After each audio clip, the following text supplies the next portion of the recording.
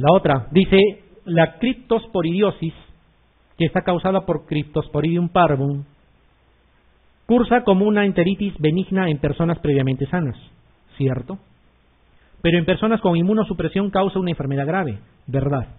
Esas diarreas aparatosas en los pacientes con VIH en estadio SIDA, que les hace perder 10, 20, 30 kilos de peso y que duran 6, 7, 8 meses y que no curan con nada, están causadas por coccidias. El representante de las coccidias es justamente Cryptosporidium.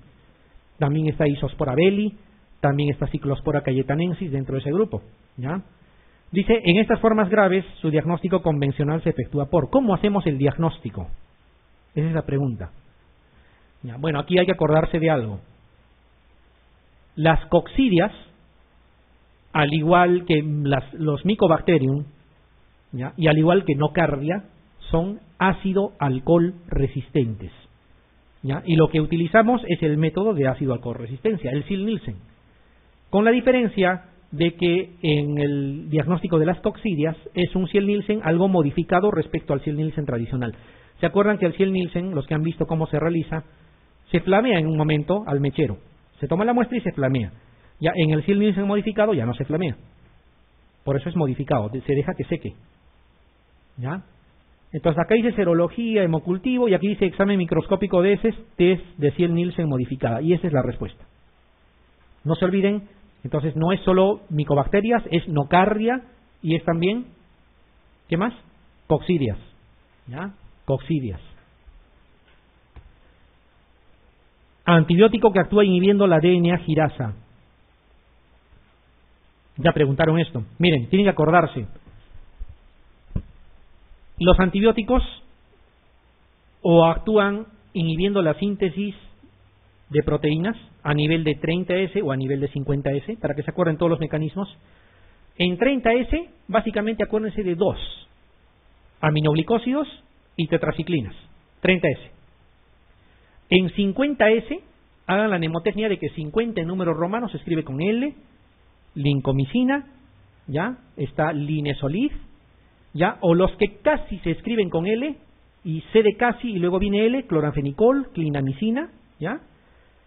Y macrólidos, que no se relacionan en la mnemotecnia, pero macrólidos, macro, el prefijo es grande, no será 30, será 50S. Y es una manera práctica de acordarse, 50S, 30S. ¿Ya? Todos esos son bacteriostáticos, los que actúan en 30 y en 50, excepto aminoglicósidos, que es bactericida, ya es un grupo bactericida. En el resto de antibióticos que queda, hay que acordarse que las quinolonas actúan sobre topoisomerasa, no hay más, solamente las quinolonas. ¿Ya? Y hay dos tipos de topoisomerasa 2 y topoisomerasa 4. A la topoisomerasa 2 también le llaman DNA girasa, y ahí tienen la respuesta. ¿Ya? ¿Qué más? Otro grupo es el grupo de las sulfas, ¿ya? Que actúan bloqueando la síntesis de DNA, ¿no es cierto? Y prácticamente los que quedan actúan a nivel de pared celular. Cefalosporinas, carbapenems, monobactámicos, glicopéptidos. No hay mucho que recordar en mecanismos de acción. Y había una excepción, ya, que la colistina actuaba a nivel de membrana, no en pared, sino en membrana. Entonces, ¿cuál sería la respuesta aquí? Dice que antibiótico que actúa inhibiendo la DNA girasa. DNA girasa o topoisomerasa 2. Quinolonas, no hay más, solo las quinolonas pueden hacer eso. La respuesta aquí sería cipro. ¿Ya? Así se llama DNA girasa. Le pueden poner topoisomerasa 2. O a veces solamente topoisomerasas, lo mismo, ¿ya? Las quinolonas. Esta otra, dice, uno de estos antibióticos es bacteriostático, recuerden lo que hemos comentado. Los que actúan en 30 y en 50 son bacteriostáticos, con excepción de aminoglicósidos. ¿Quiénes actuaban en 30? Aminoglicósidos y tetraciclinas. Creo que ya tenemos la respuesta entonces. En 50 actuaban cloranfenicol, clindamicina, linesolid, ¿no? ¿Qué más? Lincomicina, macrólidos. Y no hay más en 30 y 50. Entonces, tetraciclina que actúa en 30 tiene que ser bacteriostático.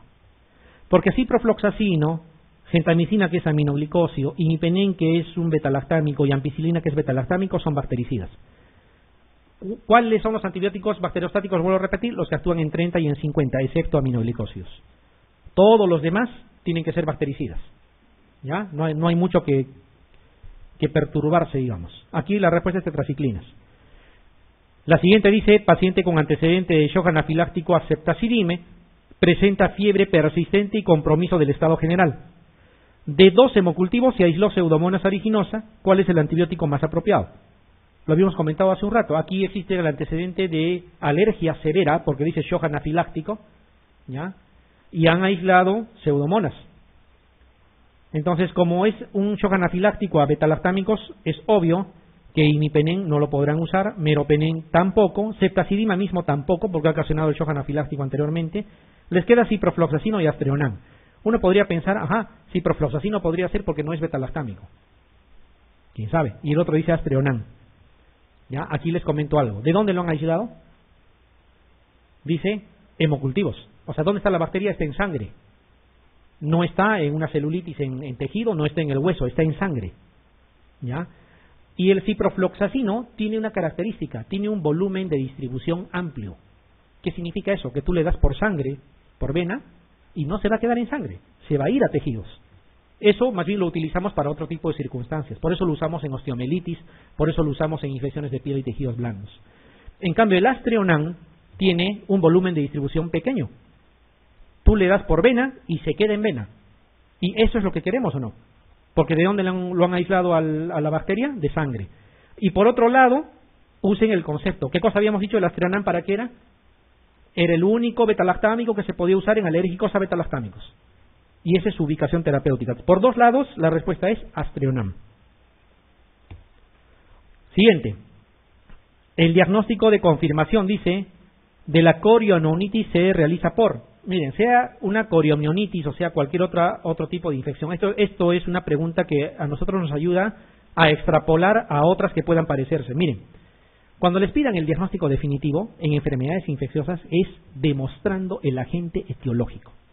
Nunca va a ser por tomografía, por resonancia, por gammagrafía. Siempre va a ser demostrando al agente etiológico. ¿Y cómo se puede demostrar el agente etiológico? Cultivando. ¿Estamos de acuerdo? Ya. Entonces, miren aquí, ecografía. Pruebas de bienestar fetal. Velocidad de sedimentación globular. Estudio posparto de membranas. Pero no te dicen cómo. Aquí dicen cultivo de líquido amniótico. ¿Se entiende lo que les quiero decir?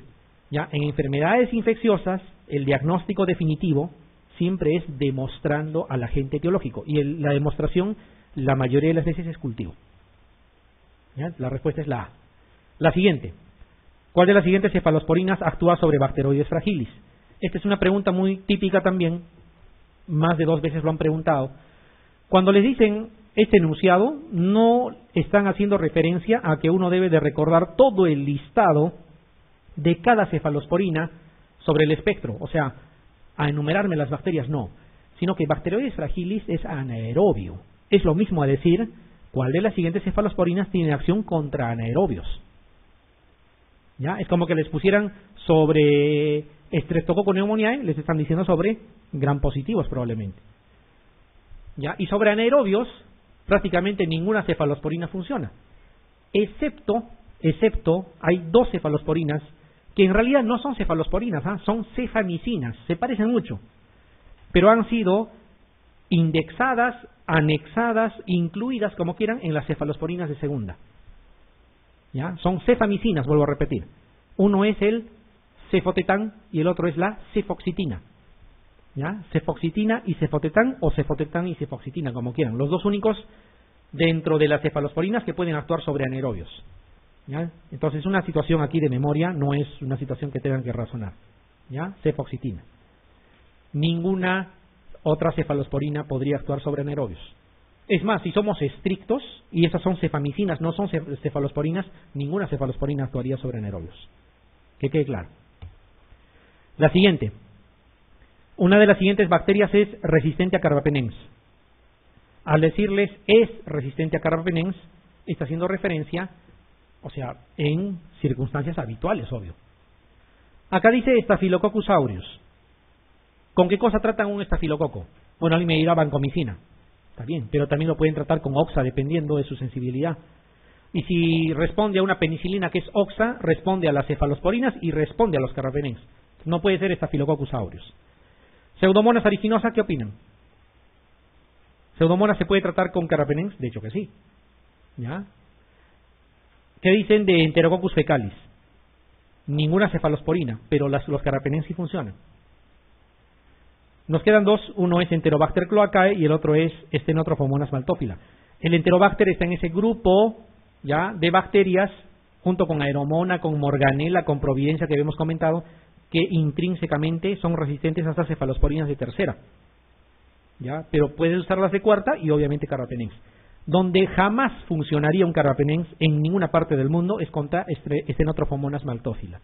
Lo que sucede es que Stenotrophomonas maltophyla es una bacteria que tiene intrínsecamente una carbapenemasa. ¿Qué significa carbapenemasa? Es una beta-lactamasa que hidroliza carbapenens. ¿Ya? ¿Y en qué momento aparece la Stenotrophomonas maltophyla? Justamente cuando usas carbapenens. Entonces, en las unidades de cuidados intensivos, carbapenén más carbapenén más carbapenén seleccionan a Stenotrophomonas maltophyla, que generalmente hace infecciones en árbol respiratorio. Ahí no puedes usar carbapenens, porque como tiene su carbapenemasa, se va a llevar al carbapenén. O sea, naturalmente resistente a los carbapenens es Stenotrophomonas maltophyla. Y obviamente a todos los demás betalactámicos que están en menor generación también. Junto con Pseudomonas y con Acinetobacter también es una bacteria no fermentadora, así se llama. Gram negativos no fermentadores. Pseudomonas, Acinetobacter y Stenotrophomonas. ¿Cuál es el tratamiento de elección? Aquí, cotrimoxazol. ¿Ya? Cotrimoxazol sí funciona. Y ese es el tratamiento de elección. No se olviden, es intrínsecamente resistente a carbapenens. La siguiente. Dice, ¿cuál de las siguientes afirmaciones es falsa respecto a los antibióticos betalactámicos? A ver, ¿actúan inhibiendo la formación de pared celular? Está clarito, por supuesto que sí, ¿no es cierto? Ese es su mecanismo de acción. Mediante la unión a las PBP, para que las PBP dejen de sintetizar pared, perfecto, pero ese es su mecanismo de acción. Nos quedan 4 alternativas. Su principal vía de excreción es la renal, verdad. La mayoría de los betalactámicos se eliminan por vía renal, por eso que en la mayoría de los casos que tengan insuficiencia renal el paciente hay que corregir dosis. ¿Hay algunas excepciones? Por supuesto que sí, pero la mayoría se elimina por vía renal. Entonces, A y B están bien. C. El principal mecanismo de resistencia frente a ellos es su inactivación por betalactamasas. Y esto es obvio. ¿Para qué existen las betalactamasas? Para inactivar betalactámicos, no para otra cosa. ¿Ya? Entonces está bien. Nos quedan 2. Dice que siempre son bactericidas y el otro dice en ocasiones son bacteriostáticos. Miren, están en un examen, han determinado perfectamente hasta la C, les queda D y E. ¿Ya? Hago memoria y recuerdo que son bactericidas, ¿no es cierto? Y a la vez recuerdo de que, o sea, parto del hecho de que los de 30 y 50S eran bacteriostáticos, los demás eran bactericidas, por lo tanto, betalactámicos tienen que ser bactericidas. Pero a ver, recuerdo que cuando me decían, cuidadito que le pongan siempre, o que le pongan jamás, o le pongan nunca, o le pongan en el 100%, o sea, algo absoluto, como que le quita valor. Y el otro dice, por el contrario, una pregunta laxa, una alternativa, dice, en ocasiones son bacteriostáticos. ¿Por cuál se lanzan? ¿Cuál marcarían? Como falsa. ¿De dedo? Perfecto, está bien. Parece contraproducente, ¿no? Ya miren, rapidito lo van a analizar en 10 segundos. ¿Cuál es el mecanismo de acción? Inhibición de la síntesis de pared. ¿Quiénes sintetizan pared? Las bacterias que se están replicando. Porque si no se replican, ¿para qué van a sintetizar pared? Ya, en algunas circunstancias las bacterias no se replican. Por ejemplo, osteomelitis. Por ejemplo, vegetaciones en endocarditis. No se replican. Secuestro óseo. No se replican. Están en fase latente. Por lo tanto, ahí no funcionan. ¿Ya? Pueden llegar, unirse a las PBP, dicen, ajá, ya no sintetizas pared, y la bacteria le responden, pero ¿para qué? Si yo no estoy sintetizando hace un año, tranquilo, no le hacen nada. ¿Ya? En ocasiones sí pueden ser bacteriostáticos, cuidado. Entonces, aquí amplíen un concepto. Los betalactámicos son bactericidas, en bacterias en fase de replicación. Un ejemplo, una neumonía, por ejemplo. En la neumonía están replicando constantemente, sí funcionan, pero en situaciones en que están en fase latente, no. Y aquí viene otra situación que es la asociación de antibióticos. Cuando tú asocias un bacteriostático con un bactericida, por ejemplo, cloranfenicol con ceftriaxona, ¿qué opinan de esa asociación? ¿Qué hace el bacteriostático? No mata la bacteria, sino inhibe su replicación. O sea, lo pone en bacteriostasis. ¿Y la ceftriaxona va a funcionar? Si necesita que replique. Entonces, es una asociación que no se debe hacer, por ejemplo. ¿Ya? Eso en algún momento seguramente también lo tenían presente. ¿Ya? Entonces, la respuesta aquí es, lo falso es que siempre sean bactericidas. En algunas ocasiones son bacteriostáticos. ¿Cuál de las siguientes se considera como una penicilina de depósito? Hay dos penicilinas de depósito en realidad. Una es la benzatínica y la otra es la procaínica. Ambas actúan solo sobre gram positivos y sobre espiroquetas. No pueden con los gram negativos, no pueden con la mayoría de anaerobios. Ya es básicamente gram positivos. ¿Y por qué es importante las de depósito? Tú colocas una dosis y se va liberando en el tiempo. La procaínica, por ejemplo, se libera en más o menos entre 2 a 4 días. Se termina de liberar. Y la benzatínica hasta 21 días de liberación tiene. ¿Ya? Entonces, tú pones una dosis y es equivalente a dar todos los días dosis pequeñas. ¿Para quiénes servirá? Para las bacterias que son 100% sensibles a penicilina. Ejemplo, Treponema pallidum, por ejemplo. Es por eso que tú pones benzatínica y lo curas. No necesitas más. ¿Ya? Otro ejemplo es Streptococcus pyogenes, ese que nos produce faringitis purulentas. Lo mismo, es 100% sensible a la penicilina y es por eso que incluso una procaínica o una benzatínica funciona. ¿Ya? Entonces, penicilinas de depósito, de las que están acá, es benzilpenicilina G procaínica.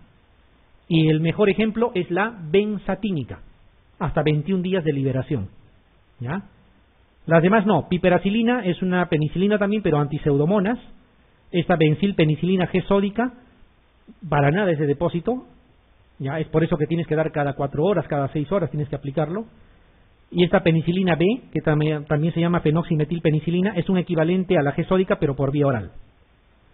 Y la ampicilina es una aminopenicilina que tiene amplio espectro, como ya hemos visto, ¿no? La respuesta es la A. El efecto colateral más frecuente de la ceftriaxona. Ya que usamos tanto la ceftriaxona, nos pueden preguntar cuál es el efecto colateral más frecuente. Uno podría pensar que es anafilaxia o que es rash, ¿no es cierto? Y no. ¿Cuál era? Barro biliar. Así es. ¿Ya? Barro biliar. Entre una persona que rutinariamente ha usado ceftriaxona por mucho tiempo, no está de más hacerle una ecografía de hígado y vías biliares, ¿ya? Para ver esa posibilidad. La respuesta es barro biliar. Otra pregunta que no requiere razonamiento, es de memoria, ¿no? Como dato, hay que agregarlo. Siguiente. El meropenem es un betalactámico que presenta en su posición 4 de su esqueleto carbapenem un grupo metilo, que es responsable de. Pregunta interesante. Miren, los carbapenems, que para nosotros son imipenem, meropenem, ertapenem y doripenem. Bueno, existe el rasupenem también, pero que como que queda de lado. Por lo menos los 3 primeros, imi, mero y erta. De todos ellos, hay uno solo que no tiene esa característica de tener un grupo metilo en su posición 4. Y al no tener ese grupo metilo, se hace inestable frente a una enzima que se llama dihidropeptidasa renal. ¿Ya? Y al hacerse inestable, necesitamos algo que le dé estabilidad. Es por eso que al imipenem le agregan ¿qué? Cilastatina. Por eso va imipenem con cilastatina. ¿Para qué es la cilastatina? No es para potenciarle el efecto antibiótico, sino para darle estabilidad frente a la dihidropeptidasa renal. Muy por el contrario, aquí nos están hablando de el meropenem. Y dice que el meropenem sí tiene grupo metilo en su posición 4. Entonces, ¿para qué será? Alternativas. Para aumentar la estabilidad frente a la dihidropeptidasa renal, ¿no es cierto? Para eso es. Si no lo tuviera, tendrías que darle con cilastatina. ¿Quién no lo tiene? Imipenem. Ertapenem también lo tiene. ¿Ya? Doripenem también lo tiene. El único que no lo tiene es imipenem.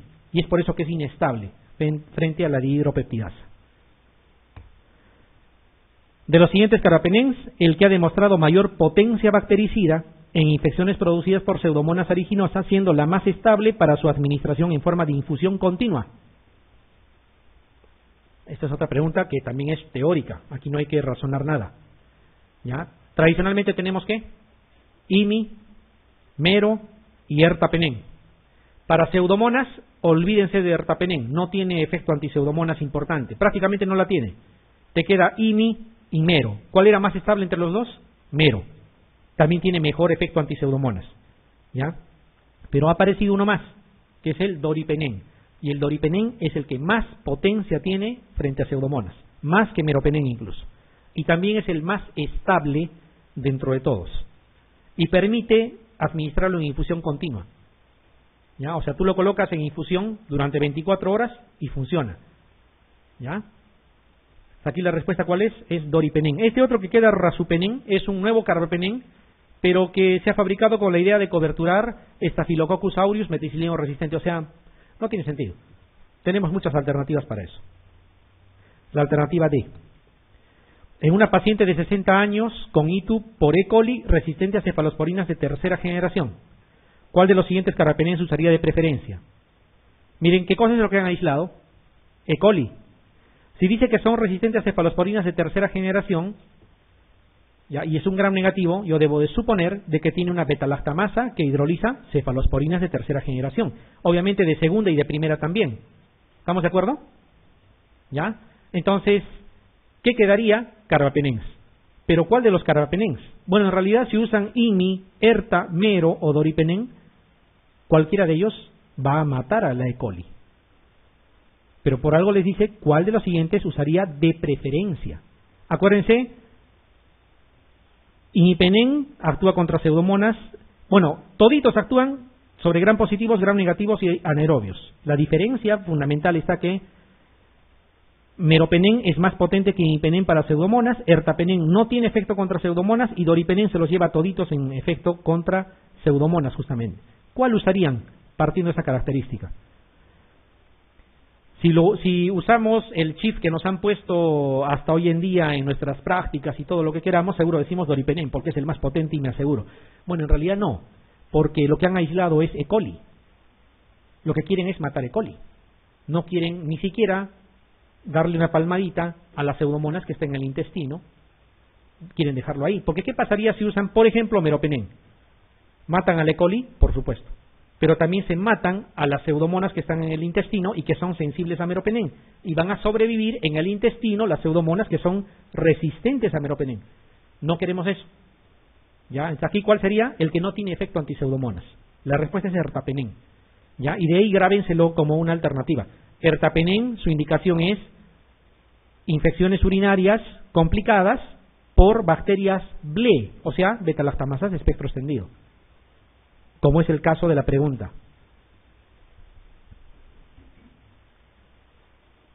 ¿Cuál es la reacción adversa más frecuente de la administración de vancomicina? La más frecuente, dicen. Ototoxicidad, nefrotoxicidad, neutropenia, diarrea y síndrome del hombre rojo. ¿Cuál? Bueno, nefrotoxicidad sí tiene, ¿eh? Neutropenia, al contrario, más bien se usa como tratamiento para la neutropenia. Diarrea no va a producir porque no llega a tracto digestivo. Ototoxicidad no se ha descrito. Síndrome del hombre rojo sí. Entonces está entre nefrotoxicidad y síndrome del hombre rojo. Y lo más frecuente, justamente porque se debe a la forma como lo administras, es síndrome del hombre rojo. ¿Ya? Se debe de administrar en 90 minutos, eso es hora y media. O sea, colocar en una bomba de infusión o en un Volutrol y la dosis debe de pasar en ese tiempo. Pero no, lo pasan en media hora, en 15 minutos o a veces en bolo. ¿Ya? Y eso ocasiona justamente el síndrome del hombre rojo, que se caracteriza por una liberación enorme de histamina y el paciente se pone así, de color rojo, con malestar, ya con una sensación de ansiedad, puede dar fiebre, ya hasta puede cursar con hipotensión y obviamente el paciente ya no va a querer recibir la siguiente dosis. ¿Ya? Es una reacción adversa de tipo A o B. A. Las de tipo B son las que no puedes predecir, acuérdense. Las de tipo A son las que sí se pueden predecir. Por ejemplo, ototoxicidad por aminoglicósidos, por ejemplo, somnolencia por diazepam, son cosas que se pueden predecir. ¿Ya? Pero esas cosas raras que no hay modo de predecirlo, por ejemplo, aplasia por cloranfenicol, porque si uno podría predecir en quién se va a producir, ya no le das. Ya, esas son de tipo B, las que no se pueden predecir. Ya, entonces aquí la respuesta es sin nombre del hombre rojo. Ya, esta más y salen a relajarse 5 minutos. Dice, es el glicopéptido que se administra una vez a la semana a dosis de 1 gramo intravenoso. Una vez a la semana, siendo de mucha utilidad en caso de infecciones que requieran terapia por tiempos prolongados, como osteomielitis y endocarditis. Miran las alternativas. ¿Ya? Telavancina, vancomicina, dalbavancina, teicoplamina, oritavancina. Todos son glicopéptidos. Obviamente el que más usamos es vancomicina. ¿Ya? Y no creo que alguien piense en vancomicina porque sabemos cómo se administra. Nadie lo va a dar una vez a la semana. Hay uno de ellos, ¿ya? De esos glicopéptidos modernos, le llaman, que tiene una vida media prolongada, de 9 a 12 días de vida media. Tal es así que es suficiente administrarlo una sola vez por semana. Es la dalbavancina, ¿ya? La dalbavancina. Prácticamente es vamos a decir, una vancomicina, con la diferencia que por su farmacología misma la puedes administrar en ese tiempo. Y obvio, serviría para tratamientos ambulatorios en pacientes que necesiten terapias prolongadas. Por ejemplo, una endocarditis, ya la podrían tratar como en otros sitios lo tratan. Ya no usan hospitales por el riesgo de infecciones intrahospitalarias, sino o en el domicilio o en esas famosas casas de reposo. Entonces podrían administrar la dalbavancina. No es de uso rutinario. ¿Ya? No es de uso rutinario. Y tiene otras bondades, ¿no? No tiene la toxicidad de la vancomicina, por ejemplo. Ya tiene un volumen de distribución mayor a la vancomicina, por lo tanto se distribuye mejor. Hay otras, digamos, otras situaciones que también van a favor de este fármaco, sin embargo no es de uso rutinario. Es el antibiótico, prácticamente el antibiótico de mayor tiempo de vida media, ¿ya? En general. De 9 a 12 días, imagínense, y le dan una vez a la semana. Muy bien.